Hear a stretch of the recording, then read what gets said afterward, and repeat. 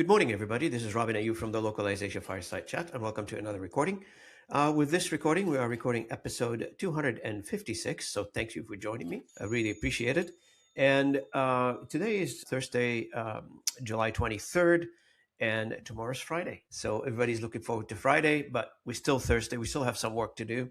A few more hours, and then we'll be in Friday. However, for this particular episode, I'm excited to be talking about a topic that sometimes we don't talk about it enough, but we should talk about it. We should educate as many people in the public as much as we can.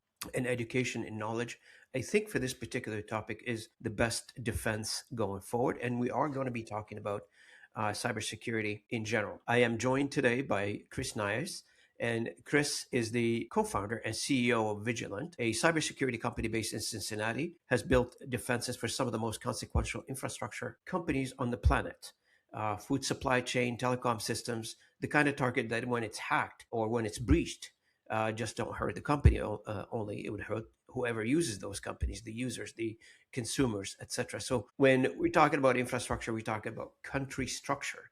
Whatever your country or you happen to be in. And I know the audience are distributed and they listen to this channel from close to 50 countries, wherever country you're from. Once we are talking about the infrastructure from a cybersecurity perspective, it affects the livelihood and of the citizens of those countries. So for this conversation today, we are going to be tackling the topic of cybersecurity. But we first, as you know, and as usual on this channel, we have a few things we need to do before we get into the topic, dynamic of the topic. First, we got to get to know our guest a little bit. And to get to know our guest, our typical question is the story question.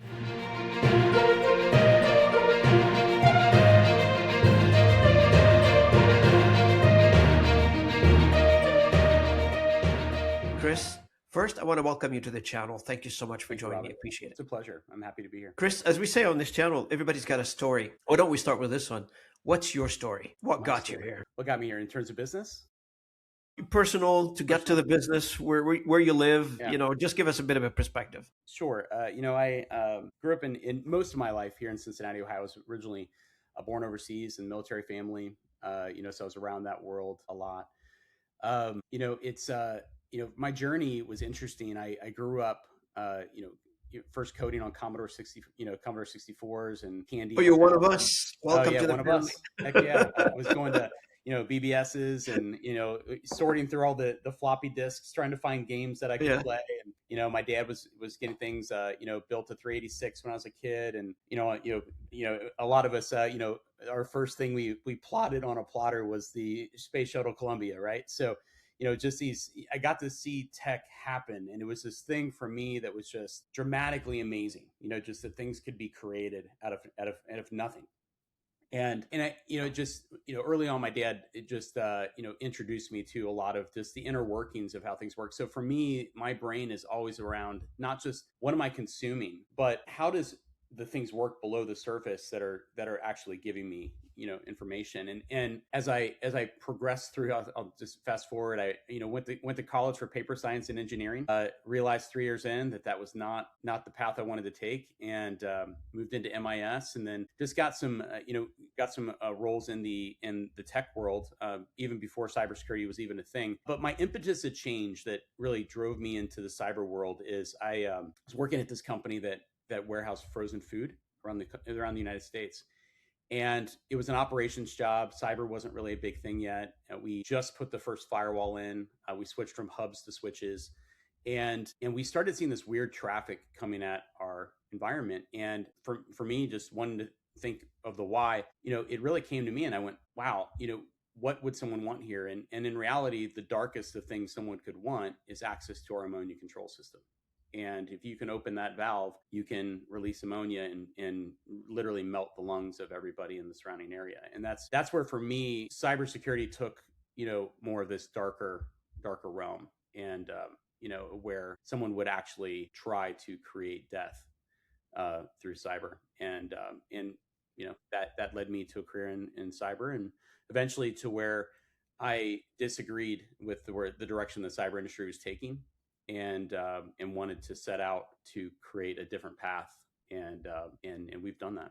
So I got a couple of questions on first. I know you mentioned that you are from Cincinnati. You grew Hmm. up in the Hmm. city, etc. Hmm. But beside that, is there a big cybersecurity market in Cincinnati? Is like big infrastructure company that you serve in Cincinnati, or well, what? So we serve country companies all over the world now. We're 16 years in. We've had zero breaches in any of our clients. We actually guarantee if you're a client of ours that you won't get a breach. You won't have a breach, and if you do, we'll cover all your forensic costs. That's one of the most unique guarantees in this market. What's interesting about it is Cincinnati is it's a very conservative town. It was really hard to get cybersecurity to be important here. It is now, which is good, but a lot of the early growth of Vigilant happened on the West Coast or the East Coast because they're a lot more progressive in those things. But cyber has made its way to the Midwest, which is interesting. So Now, Chris, you mentioned that you did not agree with the direction of the cybersecurity industry. mhm. And then you had to create your own Yeah. solution. I'm assuming in a different direction. Mhm. Would you mind explaining that, or encapsulate a little, just explore it a little bit for us? I guess for us. Yeah. I mean, there's a couple different things that took place in the cyber industry. And when you think about when we started Vigilant, 16 years ago, the average time to detect a threat actor when they first started doing something. This is not remediation. This is detection. The average time it took to detect a threat actor was 90 days. 90, right? Which is still it's not great, but it's 90 days, still 90. Now that's over 287 days. And what was happening back then is you started seeing these cyber companies pop up. And I think one of the things that really negatively affected the market, and I'm a capitalist, I own a company, I think capitalism's good, great, I think it drives innovation. However, in the cyber industry, I believe that cyber should be a standard of care industry. And it can't be this thing where shareholder value takes primary focus. And as private equity came into the cyber industry, a lot of my peers that were starting companies that had amazing technology, doing amazing things. Those things got stripped away for more margin and shareholder value. And so the cyber market became, I believe, a bit of a house of cards. And now, and if you're familiar with the OSI stack, right? Are you familiar with that? Yeah, yeah, yep. Yeah. So if you look at the OSI stack, the lower you go in the stack, the harder it is for an attacker to Physical hide. layer, basically. Right. Exactly. Right. The lower you go, the harder it is for an attacker to hide. But the harder it is, or the easier it is, or the harder it's for them to hide. But there's more data there, so it's more expensive for a cyber provider. It's harder. You have to solve the big data problem. The higher you go, the less data there is, but the easier it is for an attacker to hide. And so what the cyber industry has done is they went from full stack detection and then over time went up stack, right? And so now attackers can hide in these lower layers for extremely long periods of time, operate. And not only that, but if you control the lower layers, you manipulate the top layers. So that's one thing that happened. So private equity came in. It changed the trajectory of the strategy of the cyber warfighter. The second thing that took place is the consumer, from a purchasing standpoint. Years ago we had external devices like IDS systems and firewalls and all these extra things to create de- you know interdependency, but no single chain that could be broken. What's happened over the years is all of those things got pushed into like a single firewall, right? And now you have this device which has an operating system which is very vulnerable. That is your first, second, and third line of defense all in one device, and it's highly attackable. And we even saw even this last week. Palo Alto had a major vulnerability against their VPN. Cisco had vulnerabilities through the years. Fortinet, all of them.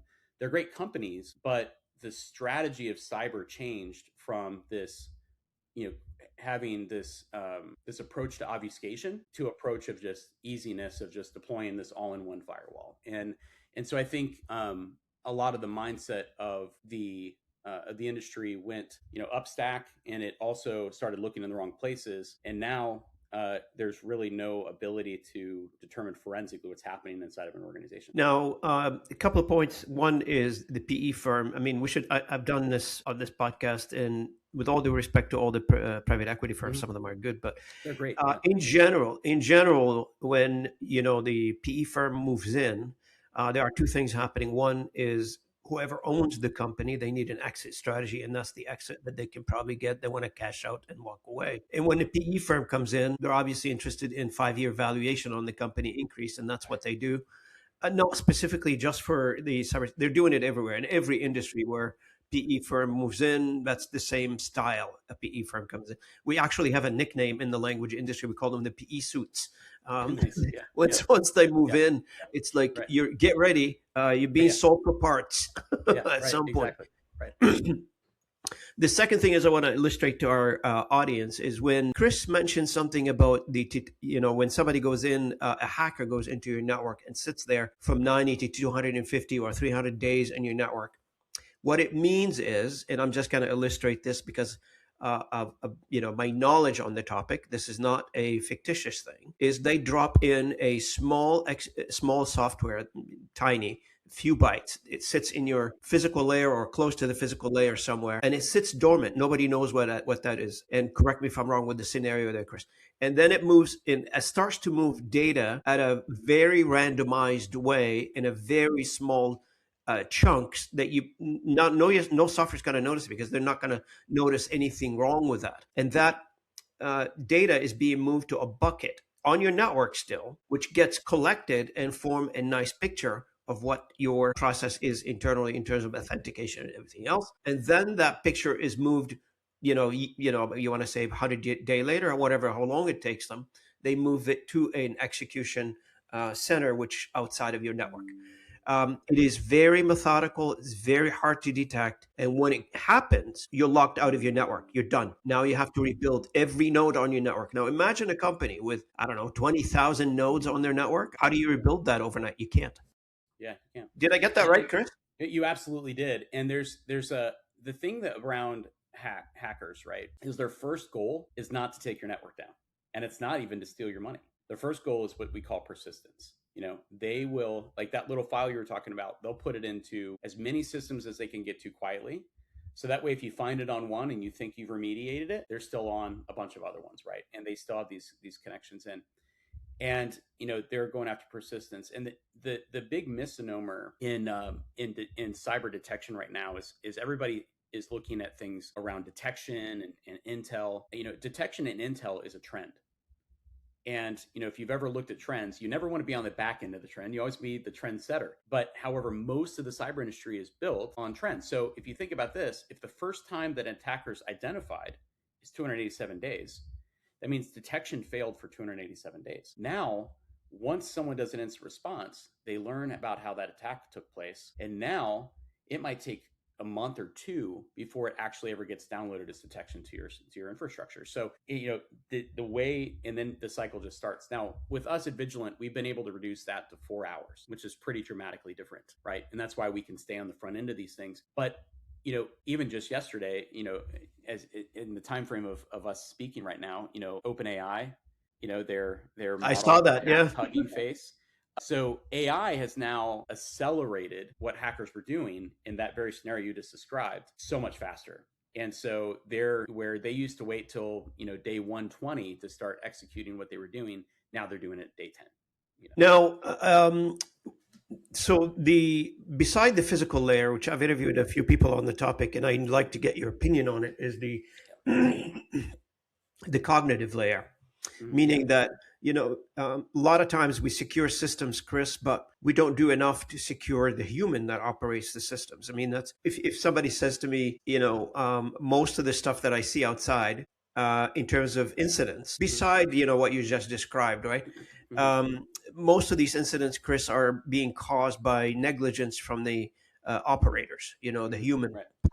Either you leave your badge somewhere or you're working at Starbucks without paying attention. Everybody's mobile now, right? And it's very hard to control these nodes and not necessarily just laptops. I'm hearing now like digital watches, peripherals, like security cameras. But there is an element of negligence that a human can be more educated on. And I call it the cognitive. I don't know what else to call it. We call it the cognitive part, where if you're paying attention, you can help quite a bit. To assist the systems, I would say you can, and people call it cognitive. Some people call it layer 8. Because there's 7 layers in the OSI model. For me, The way I look at it is I never trust layer 8 ever to do the right thing. And I don't mean that in a mean way. I don't trust the cognitive layer. And the reason is for this. I can take the best accountant or CIO in the world, or the best machinist or whoever in the world, and they're really, really good at their job. And if I put a hacker up against them in a contest against their job, the hacker's going to lose every day. But if I try to take them and put them into a competition against a hacker, they're going to lose every day, because that's what the hacker does all the time. And so they're really, really good at psychology. They're really, really good at tricking people. And we've even had top security professionals, compromised. I mean, even recently on March 1st, and it's still happening. One of the largest supply chain attacks ever started on March 1st and into March 15th. And it started because seasoned professionals that maintain very important software were compromised, and they had their credentials stolen.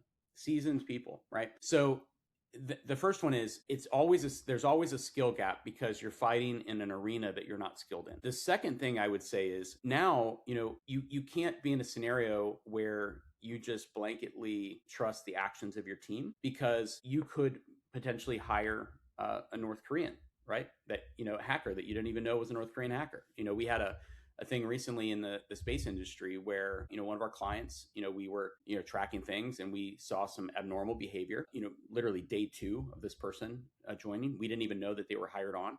Called the client, said, hey, there's some odd behavior coming from this person. We think that they're malicious. And they said, oh, no, we just hired them 2 days ago. They're fully vetted. They thought that the person lived in New York City. They actually lived in North Korea. And so, layer 8 is a problem. The cognitive layer is a problem, because you don't know. One, you have a person that's not skilled to fight against a hacker ever, no matter how much training you give them. But 2, you could potentially be where that person is actually a hacker themselves. And so what we do is we take all of that communication, all layer, the physical layer, data link, network, transport, session, presentation, application layers, and we create forensically validated data around that person. And so the moment that, and it's not anomaly based detection, because that doesn't always work as well in today's world, but it's diversion detection, right? If we're seeing traffic and behavior that says one thing, but the actual behavior that's being done is different, then there's a problem, right? And so, because what hackers will do is they will, say, for instance, manipulate your logs. So your logs say that there's nothing wrong, but then you have this, encrypted tunnel, that's happening over here that doesn't show up in your logs. And you're like, well, that doesn't match. Let's go look at that. Right. No, correct me if I'm wrong, but Vigilant mostly operate right now for food supply chain and telecom, correct? Or no, so we actually operate in any industry. We're heavy. Your horizontal service, right? Horizontal service, yeah. We're heavy in healthcare, heavy in manufacturing, defense world, etc. What's changed in the cyber industry is years and years ago, right? You used to go, well, we're focused just on IoT, or we're focused, just in defense, or we're focused over here, and that made the consumer feel really good, because it's like, well, they know me. But the interesting thing about today is everyone uses Windows or Mac. Everyone uses network gear. Everyone uses switch gear. It's all the same stuff. The tactics are the same. It doesn't matter what industry you're in. If you do cyber the right way, which is big data approach, then you're going to be able to operate in any of those. Have you ever been in the room where, one of your customers made the national news of a cybersecurity? What was the room look like? What's the room like? What's the mode was in that room? Yeah, so we've never had a client have a breach ever. So they've never been in the news. Because you guarantee not to have a breach, which is good. Yeah, I never heard of this before. Right. That's excellent. Right. Yeah, right. Now we also do incident response, and so we'll take the same tactics we put into technology we put into our client environments, and we bring our own SOC, or if clients have their own SOC, they can use our technology and still achieve the same results. But we'll go into incident response things as well. So we have been in the room for major breaches that have made national news. And the interesting thing about that is, in most cases, when you show up to those rooms, it's absolute chaos. It's confusion, because no one ever trains for your organization to go down, right? Even when you do tabletop, tabletop exercises, which is where, for your listeners, it's where someone will simulate a hack, and then everyone sits in the room and they go through this process. It's never the same as the real world. And in fact, what's interesting about it is tabletop exercises are generally planned, and you can't, doing this, get a call at 2 a.m. on July 4th, when you're on a vacation and you can't get to your CEO because they're somewhere in the Balkans on vacation, and whatever, you just, hackers create chaos, and it's a chaotic scenario. And I've even had CEOs, when their team leaves the room, literally break down crying because they just don't know what to do next, right? And Yeah. so it's bad. To validate Chris' point, there are some scenarios, and I'm not going to say I've seen it or I did not see it. I'm not gonna be held accountable for this statement. But I tell you, there are some scenarios when these types of attacks happen. As an IT department for any company, or IT security department for any company out there, they feel helpless. They can't do anything. It's processing right now. They try to shut down servers. I have seen or heard some IT service companies. What they do is they're literally going around their server room, unplugging things from the wall. Taking things off the network. Basically, that's what they're doing. Try to stop attacks. Right. Right. So it's very chaotic, as what Chris is saying, and it's very, very costly. Let me tell you, it is not cheap. Because to rebuild the network from the ground up, first you have to put the walls up, and then you have to rebuild the network one piece at a time. That could take months. This is not something that is going to be ready. Like, I'm going to turn it up in 24 hours. Good luck with that. Yeah. Did I get that right, Chris? You absolutely did. And that's the temptation. When you go into organizations, the very first thing they want to do is get operations back up and running, right? Yes. And but the first thing that you should do in an incident is you need to stop and calm the room, because what's happening in your brain psychologically is everybody's amygdalas are shutting down. Your process, you're in fight or flight, and threat actors know that. They understand it, and they actually push enough to get your entire team in that way, and then at that point they can control you like a joystick. And what you want to calm. The second thing is, your very first next step should be about containing the threat, and preserving evidence, because it's just as much about stopping the threat as understanding how they got in, because like I said earlier, they want persistence. So the first way you find out how they got in is probably a intentional way that they made the logs show up to look like that, so that way you would be diverted. The real way they got in is going to be a lot harder to find. Now, when you're working with these companies, your customers, I mean, who do you normally talk to, Chris? Is it your CISO or chief operating officers or the board? And how does that conversation differ from a typical sort of like an enterprise security sale? Yeah, so we like to work with all levels within the organization, and we actually interface our team. So our C-level interfaces with their C-level. Engaging with us is a very personal thing, because at the end of the day, you have to be on the same page, you have to be in the same direction, and you have to have the same goal, right? If you don't, then that will create chaos as well. And so we like to interface with the boards. We like to interface with the CEOs down. I'll say from experience, it's rare for a CEO to be involved, which is unfortunate. When they are involved in any of these things, it's generally or the board is involved, they're generally coming in with their own timelines, which is very dangerous. We've had incidents where we've worked, again, like we do incident response. People call us all the time where we'll say, this is exactly what you need to do. The data shows and proves it. The forensic analysis shows it. Here's the decisions, and we call it enabling command. But we basically say, these are the decisions that you should make, and here's the why.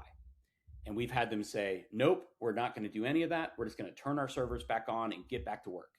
And because they're shut down as well. And it moves that incident to where recovery, like you said, could take weeks or months. It moves it to 6 months, and sometimes never. And there's decisions that have been made by CEOs and upper level that even their own teams are saying, don't do this. And they do. And it actually causes the company to go out of business. Chris, there's something called cybersecurity insurance. How does that play in this conversation? Yeah. So cyber insurance is good. It's something you should have. You have to understand that world, though, a little bit. And, I've got great friends in the cyber industry, in the cyber insurance.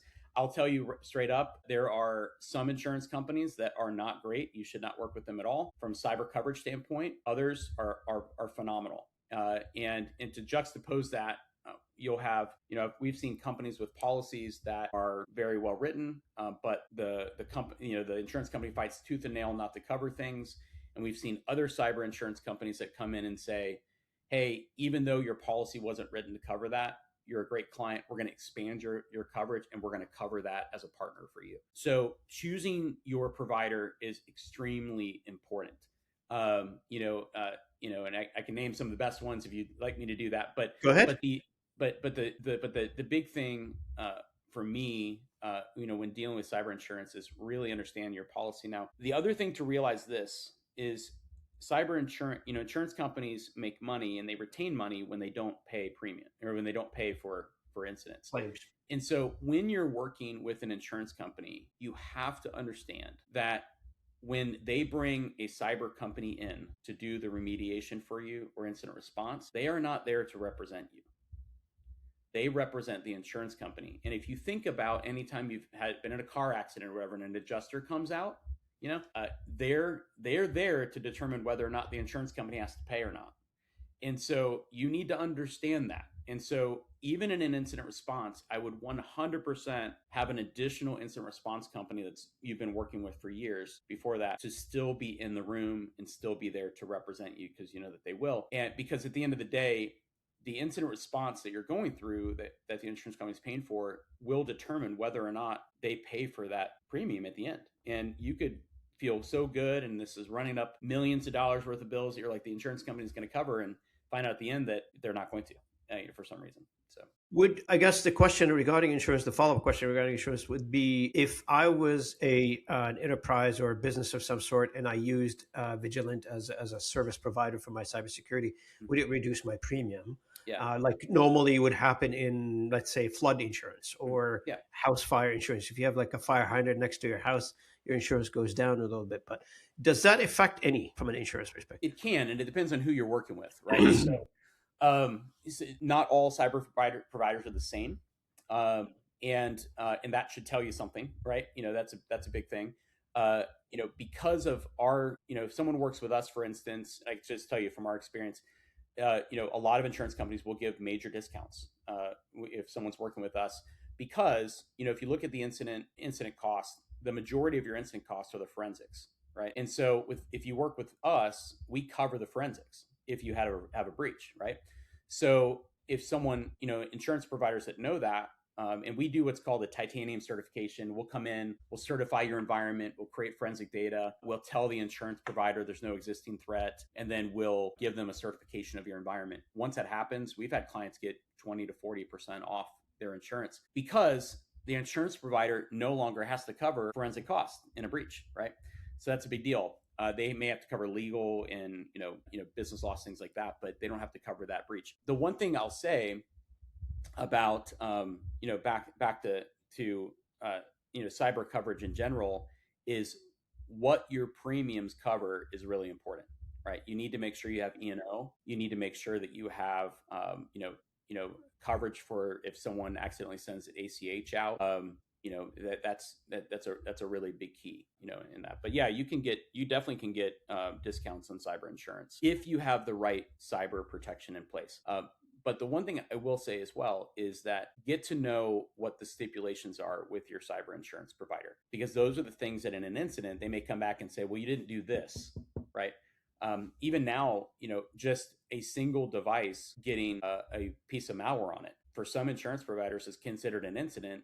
And if they say, hey, have you ever had an incident? And you say no, and they find out later that someone had malware on a system, then you can lose your policy. Yeah, that cancels the policy. Cancels it completely, and they'll ask those questions at an incident.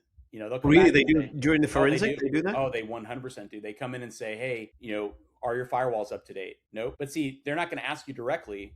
The incident responders will ask you, hey, let's look at your firewalls, and they look at the version. Oh, it's out of date, and they write that on the side. Right? Did you have anyone have any malware incidents this year? Write it on the side. And then that's in their report.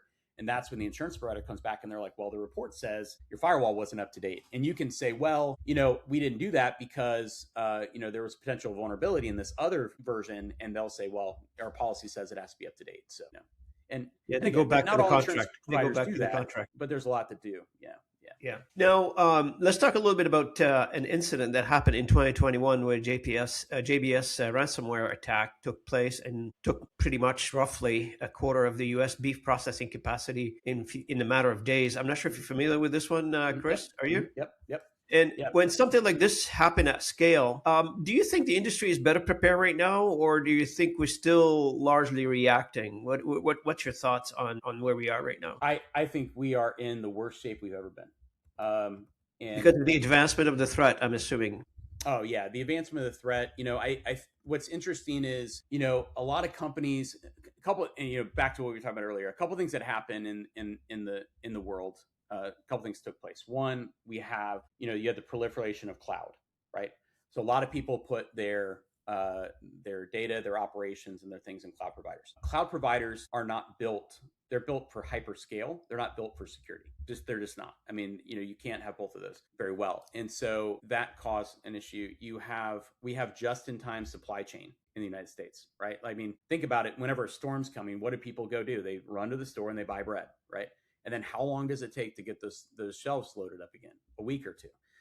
When COVID happened, what happened? Big thing. So when these things like JBS took place, and JBS, the threat actor to attack them was a group called Revel, and they knew what they were doing. They were tied to Russia. JBS is the world's largest beef, pork, poultry processor, right? And so by them shutting that down, it shut down the food supply chain. Now, that was back in 2021. A lot of that was manual attacks.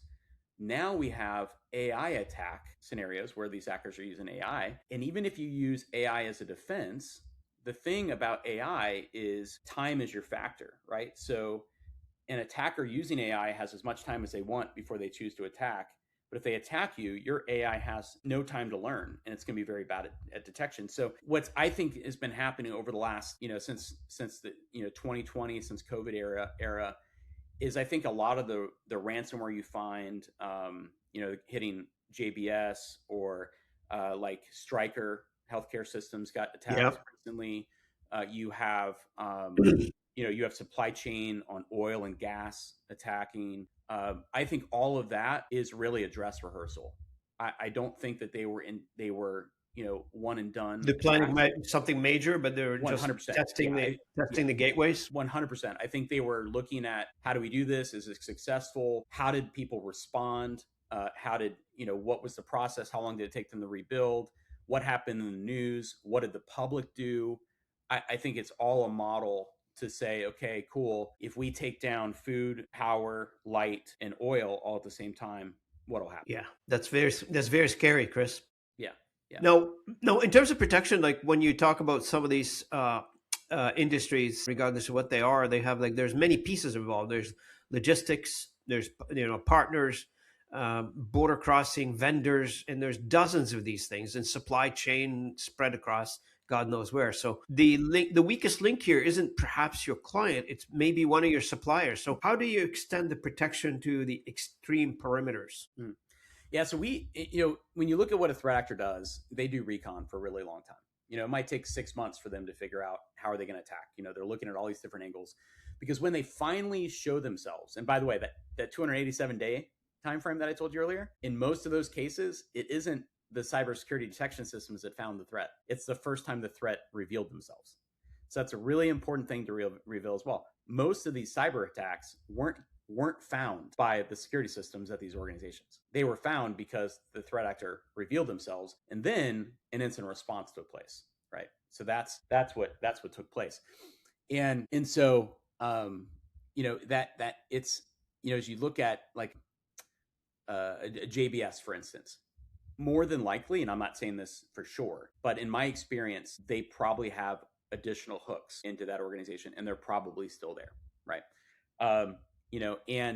So when you go back to the weakest link, I think the weakest link is we want as humans to get back to normal so fast that we take the first instance of normal and we believe it. And so, like in the case of a JBS attack, that attacker probably fed, from my experience, I've seen attackers feed incident responders information about the attack. So the incident responder goes, yep, okay, this is what happened, and now we're out. Right. But they Give them false information, hide in another area. Yeah. And they hide in another area. So that's, I think, the weakest link is our perception as humans.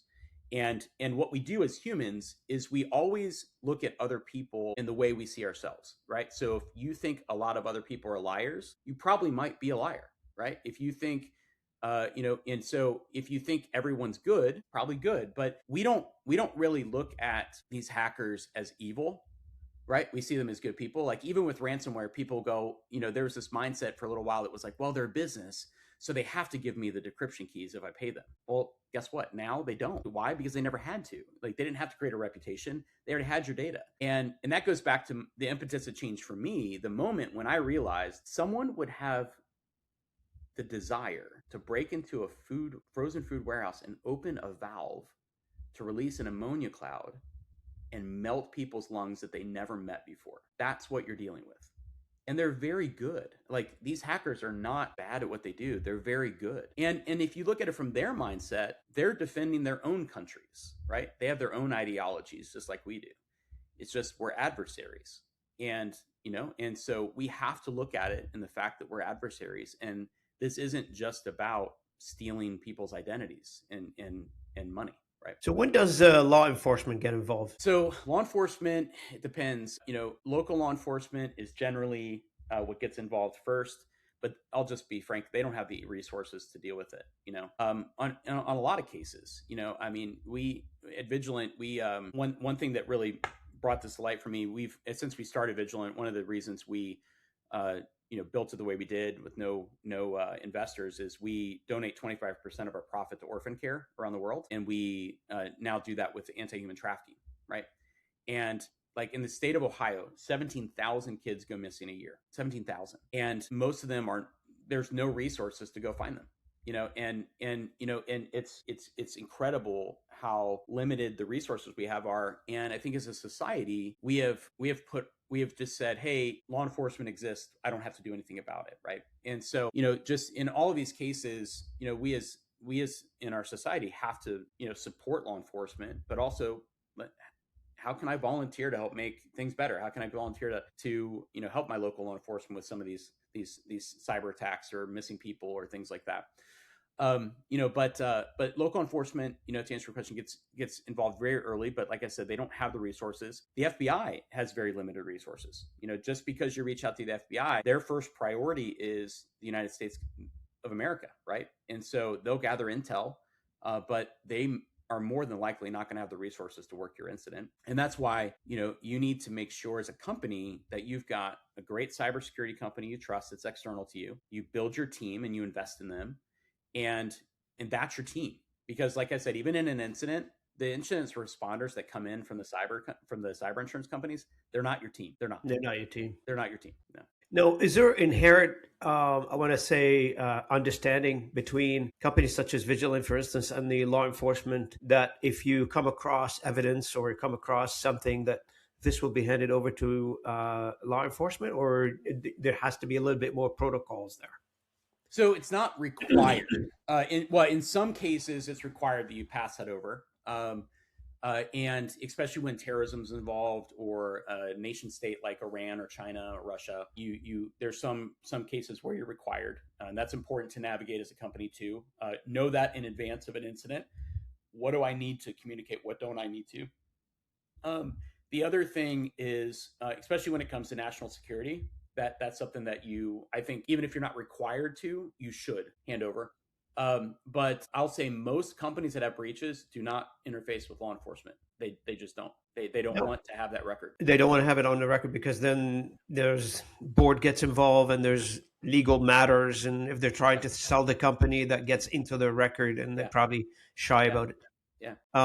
No, from your perspective, you mentioned that the time it takes you to define or to find a threat is much shorter than anybody else out there from what you just quoted. Instead of taking 280 87 days. Now you can discover it in a matter of hours.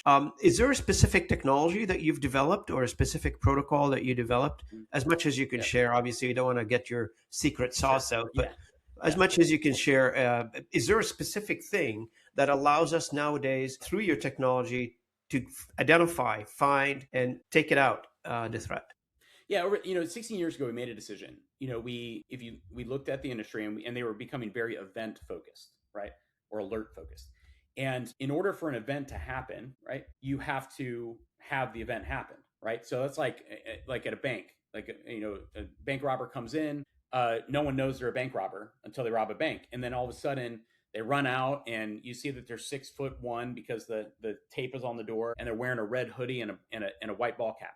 Well, now you call the police, and the police are on the lookout, right, for a guy in a red shirt, 6'1", white hat. But you didn't know that walking in. Now, if you knew up front to look for that, the moment they walked in the door, they're good. And now every other bank does, but that one bank that got attacked doesn't. And that's the scenario we have in the cyber industry, is that everything is based on events and prior knowledge, even AI detection. So what we did at Vigilant was we said, okay, well, that's not going to work because it means one of our clients would get hit first and the other ones would benefit. So we looked at, how do you solve the big data problem? How do you get data from as many things as you possibly can, sort through that in real time, and then forensically validate where it came from? So there's a lot of tactics we have in terms of collection.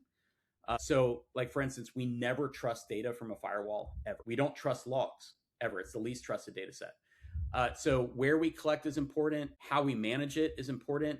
How we store it is important, because even storage repositories have limitations on data recall. So we've had to create more of a Lambda approach to putting data in certain places in the ways we need to recall it.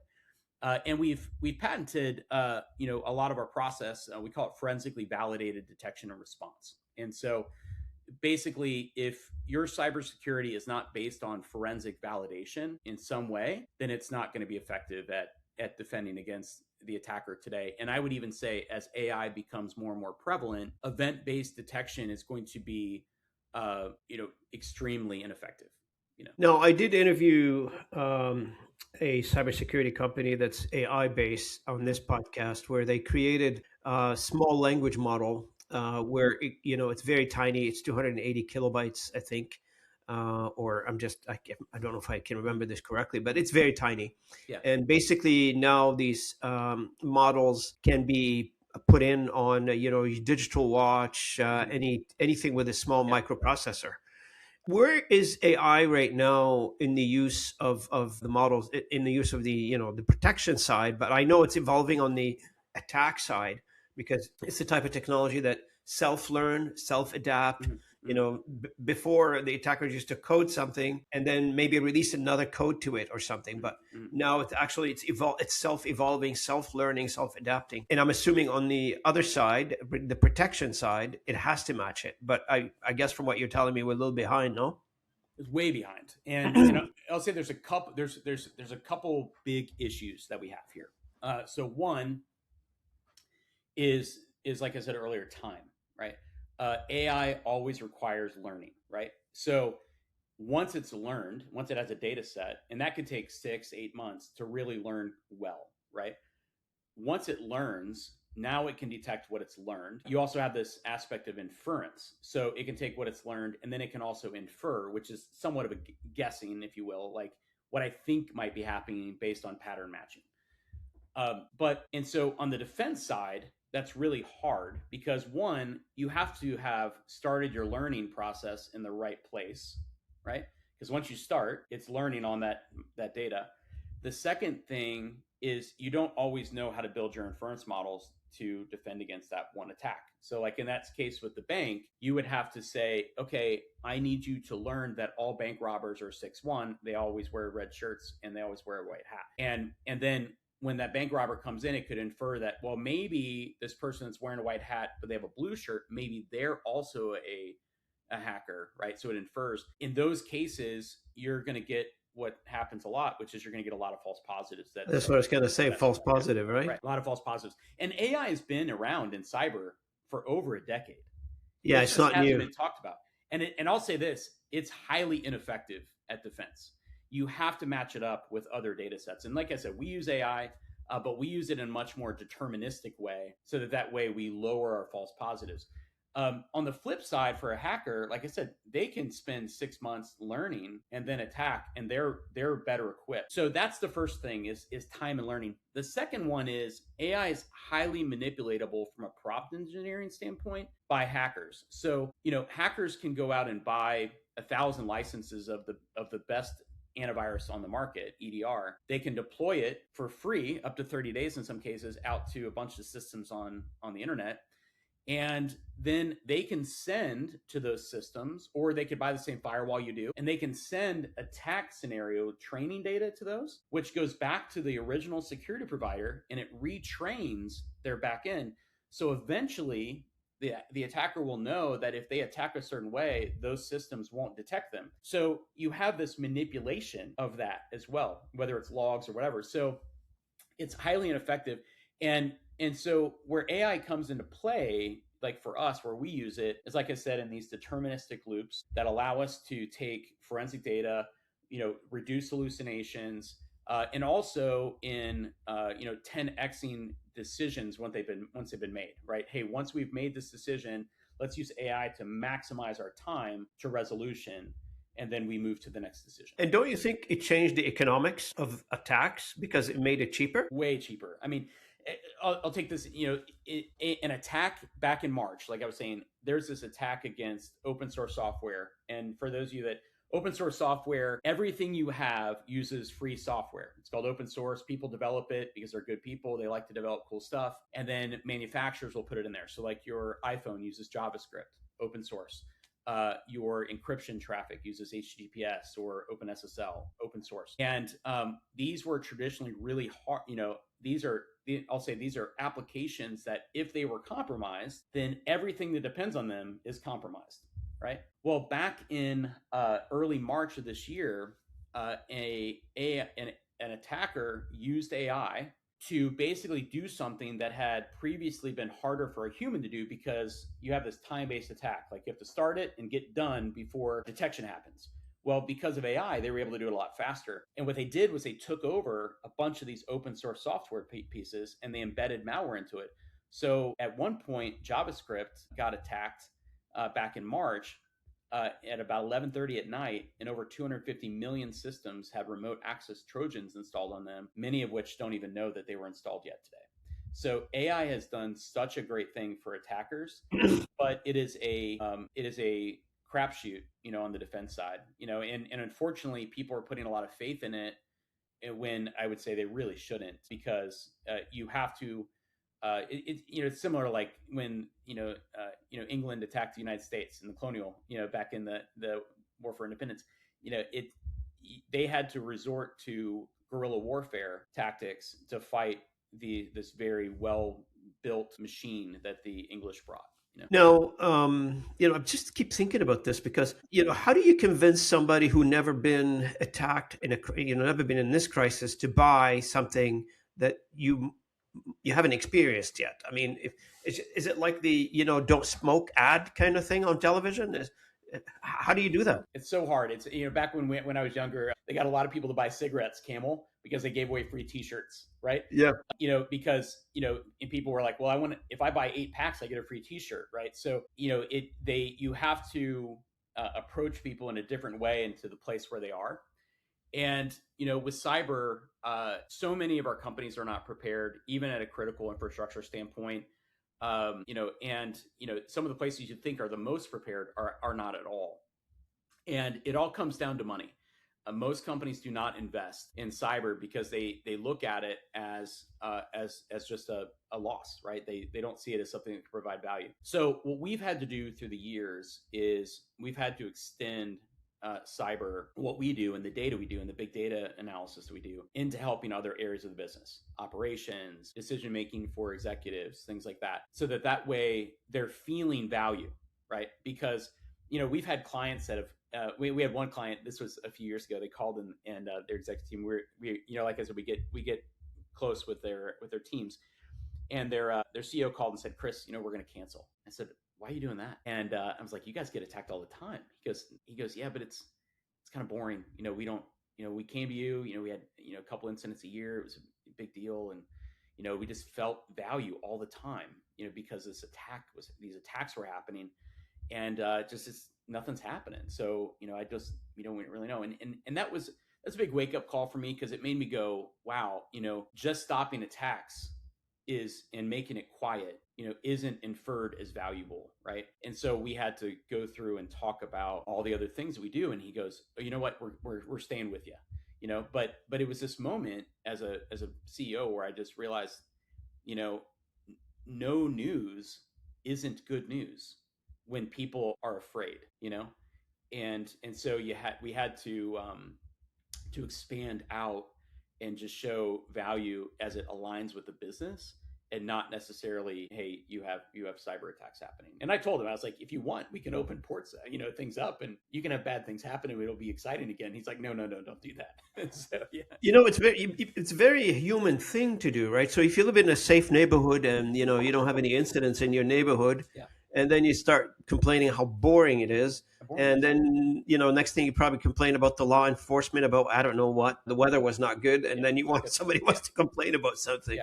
And then you look around and you say, okay, well, the reason we don't have anything, the reason it's boring is because they're throwing people in jail. They're attending to go in there to that safe subdivision, but or safe suburb, and they're trying to cause harm. But there are some people who are protecting us already, and they're preventing that from happening. I think that's happening in your world now, right? Yeah, I mean, look at it in the United States. Like, we don't have bad things happen all the time. However, there are attempts every day, and we have amazing special forces and amazing military and amazing defense that stop it.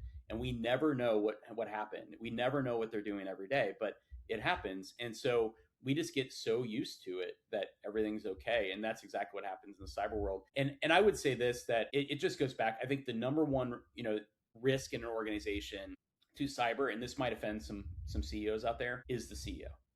It is an unengaged CEO. And I'll say this, as a CEO, you have to realize that you are the commander in chief of not just the operations of your business, but also the warfare tactics and the strategy that you do. And your brain is so important. You understand your business better than anyone else does.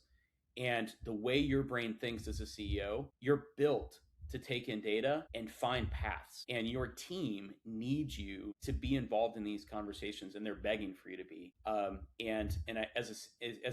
one CEO to the next, I would encourage you deeply to go call your cyber company, or call in and get to know the people on the front lines, because you don't want the first time that you meet them to be in the middle of a chaotic incident. That's bad. And I'm assuming it is still true. It's not an if, it's a when. Yeah. I mean, like, for our clients, they get attacked all the time, right? Like, we have clients get attacked all the time. Our job is to make sure that it never is successful at creating a breach or data loss. That's our job, right? The attacks aren't going away. Just because someone doesn't have a breach on a daily basis doesn't mean that they didn't get attacked. And that's what the C-level has to understand. And if you do understand that, I think it will make you actually more competitive in the marketplace, because you'll think about, how to build your organization more resilient. And, so just because you don't have attacks doesn't mean it's not happening. And I'll say this too, for us as a company, Vigilant, we're a servant company, right? And our whole mindset is, how do we serve our clients? For us, it's about how do we enable them to make better decisions, and a lot of times we'll have people say, just make the decision for us. And we will, and that's fine. But we want them to be involved in it, because, the decisions that your cyber company makes or your IT team makes can literally take your business out of business overnight. They take it offline. Yeah, for sure. Overnight. Yep. Someone could just make a poor decision on a piece of software to install, and it could literally take your business out overnight. The cybersecurity technology you put in place is one of the most decisions you can make on an annual basis. It just is. Speaking of CEOs, and as we come close to the end of our conversation, what is the one thing about cybersecurity that you wish every CEO would know right now, cold, right before they walk into any or the next board meeting? They should know something, as you mentioned earlier. Like, they should get involved. And I feel like the CEO just get involved at the the slide deck about how the company is performing in front of the board. But the harder part is to explain to the board why your company's offline. Exactly right. And I think every CEO Can I say two things? Go ahead. So one thing is a mindset, and that mindset is that these hacker groups are not just people in hoodies in a basement. They are war machines. Some of them are tied to nation states, and they have war tactics. Some of them are businesses. They have CEOs, and when you get attacked by a cyber company or by a hacker, the CEO of that hacker group knows your business better than you do. Yeah. It's just the case because they have studied you intrinsically. And so my first thing is know your business better than your attacker does. Like, know your business better than the mindset. And that means you have to understand how your teams work, your people work, your systems work, not just from an operations how you make money, but how you defend that money. The second thing I would say with a CEO, and this is what I would challenge every CEO, and probably going to get some grumbling here. That's okay. Let them grumble. Is go sit with the person in your cyber defense that is at what I would consider your tier one, your first person, right? The triage person. Go sit with them and sit with them for a few days or week if you can manage it, or an hour a day for a week, and have them teach you how to triage a cyber event.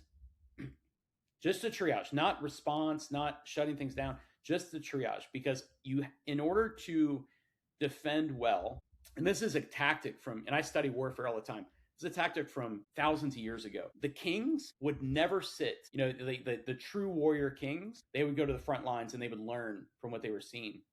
And they would interact with their people. It doesn't matter what their rank was, because they understood that in order to command an army, that army has to trust you and know that you know how to fight a war as well.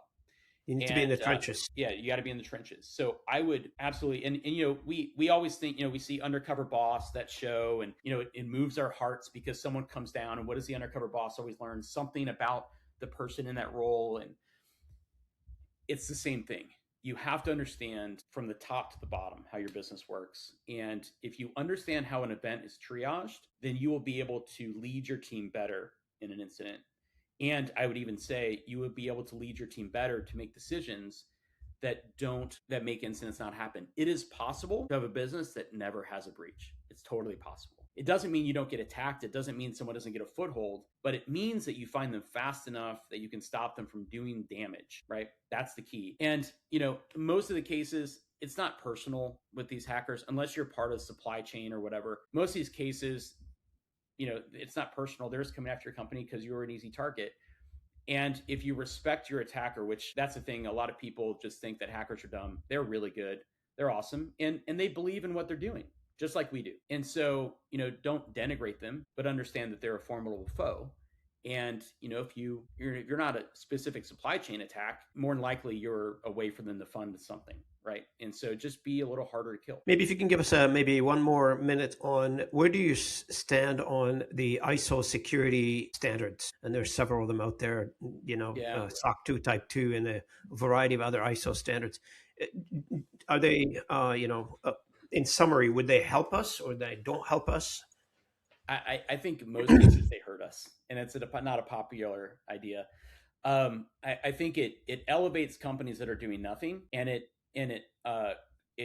creates obstacles for those that do.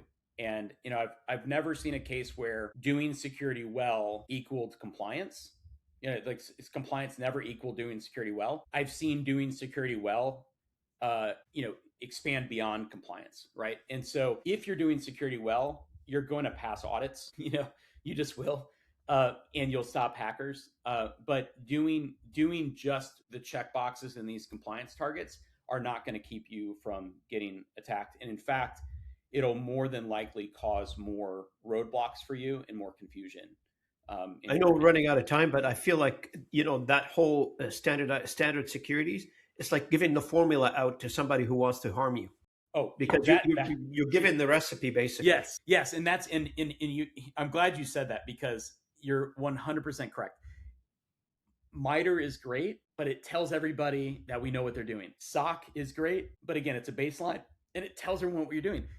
All of these, security top 10. Where did that come from? Not now. It came from last year's attacks. And so if you're deploying the the OWASP or any of these top 10 or top 20 or top 18 rules. You're just deploying what happened in the past, and hackers know your playbook. So if you're doing security well, it's published now. Right. Yeah. And so you can't follow trends and defend your company well. You have to be secretive. You have to do things no one else is doing, or you have to do things the way that makes your business run, and you'll be a lot more secure. Thank you, Chris. I really appreciate it. Now, last question. Where should people go to follow your work, learn more about Vigilant, or reach out to you directly? For sure. Yeah. So if you go to LinkedIn, search for Chris Nyhuis. There's, I think, 2 of us out there. So find the one that has Vigilant on their name. And if you want to go learn more about Vigilant, you can go to vigilantdefense.com. Go to our research tab. There's some really interesting stuff that's been happening that really isn't mainstream known yet from attack scenarios. And from there, you can reach out to our team. We always provide with anyone that works with us, we provide a free assessment. It's not, and when I say free, it's highly valuable, and you'll see that at the end. But it's very low time for you. But our goal is really to find out, is there a threat actor in your environment, right? And that's even before we engage or you pay any money for us or with us. So. And if anybody wants to reach out to Chris and can't find him, reach out to me. I'll happy to do an introduction for you. Okay, from our audience. If you want to talk to Chris or you want to connect with him, just let me know and I'll put you in touch with Chris. No problem. That's one of the things I do here. So. Chris, I want to thank you so much. Any last comments? Anything that you want to cover that we probably did not have a chance to cover? I think that's I think we covered a lot that's probably will be consumed by people, and I would just say don't let fear stop you from being aware. If you're just aware and you prepare yourself, it will solve a lot of things that could come at you, and you'll never even know it happened. You just from being aware. So and don't be complacent. I'm assuming, right? Yeah, don't be complacent. Yeah, I mean, I know we're out of time here, but the Cooper's law of awareness. If you're just aware, he's statistically showed 90% of the things that would attack you don't, just from awareness. So Robin, and love the people around you. That's why you're doing what you're doing in the first place. Care for people. But Robin, I really enjoyed today. Your questions are awesome, and I just love your insight. It was. I hope this lands well with our audience, and hopefully it opens a few doors for you and your company, Chris. I want to thank you so much for this candor conversation, the conversation that we normally don't dig to the level of the infrastructure security, which you brought in. And I really enjoyed your insights. It's very refreshing to hear it from this particular angle that we never addressed on this channel before. So you're welcome back anytime. Mi casa su casa. If you want to come back to the channel, feel free. Would love to host you for any update, Chris. Awesome. Thank you, Robin. Appreciate it. From me and Chris, I want to thank the audience for listening in. I really appreciate your time. If you're watching us on YouTube, thanks for watching. If you're listening in on our podcast channels, thanks for listening in. And if you're reading the blog post where I summarize these conversation into a small consumable forms, thanks for watching, and thanks for reading, and thanks for listening. And thank you so much for helping me record this episode, and I'll see you at the next one. Thank you so much.